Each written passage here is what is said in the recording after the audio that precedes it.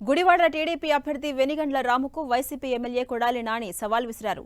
తాను గుడివాడలో 1 ఎకరం భూమి కొన్నానని నిరూపించిన రాజకీయాల నుంచి తప్పుకుంటానంటూ సంచలన వ్యాఖ్యలు చేశారు. పవన్ కళ్యాణ్ ను చూస్తుంటే జాలేస్తుంది అంటూ కామెంట్ చేశారు. వెన్నుపోటుకు బ్రాండ్ అంబాసిడర్లు అయిన నాదెండ్ల చంద్రబాబును వెంటేసుకుని తిరుగుతున్నారంటూ ఎద్దేవా చేశారు. ఈ రోజు ఓటేయమని చెప్పి వస్తున్నటువంటి రాముకు దమ్ముంటే ఈ గుడివాడ నియోజకవర్గంలో చంద్రబాబు నాయుడు 14 సంవత్సరాల్లో 1 ఎకరం పొలం కొన్నానని చెప్పి కనుక నిరూపిస్తే నేను రాజకీయాల్లో వదిలేసి వెళ్ళిపోవడానికి సిద్ధంగా ఉన్నా. ఏమి చేశాడో చెప్పుకోలేక నన్ను గెలిపిస్తే మీకు ఉచితంగా ఆర్టీసీ బస్సుల్లో మహిళలకి ఫ్రీగా బస్సులు ఎక్కి తిరగవచ్చు అంటాడు. మీరు రాసి పెట్టుకోండి, అసలు ఆర్టీసీ అనే ఉండదు. ఎందుకంటే ఆర్టీసీ తీసేస్తాడు. ఇక మీరు బస్సులు ఎక్కేది లేదు, దిగేది లేదు, టికెట్ ఉండదు.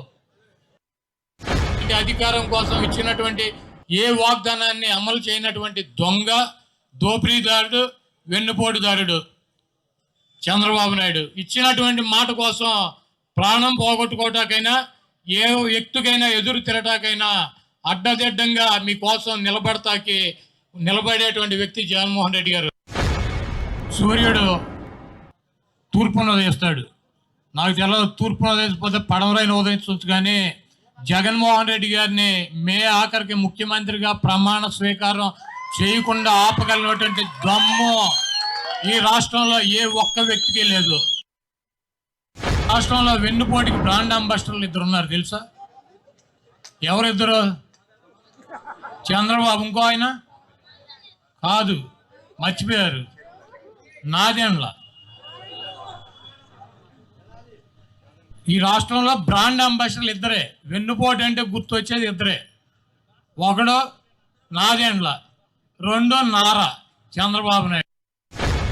3% ఉన్నటువంటి చంద్రబాబు నాయుడు కులానికి 32 సీట్లు ఇస్తాడు. కమ్మవారికి 20% పైన ఉన్నటువంటి ఒక రాజకీయ పార్టీ పెట్టి రాజ్యాధికారం కోసం ప్రయత్నిస్తున్నటువంటి పవన్ కళ్యాణ్కి ఇచ్చేటువంటి సీట్లు 24. ఇవ్వడానికి ఆయనకి సిగ్గు లేదు, తీసుకోవటానికి ఈయనకి లేదు.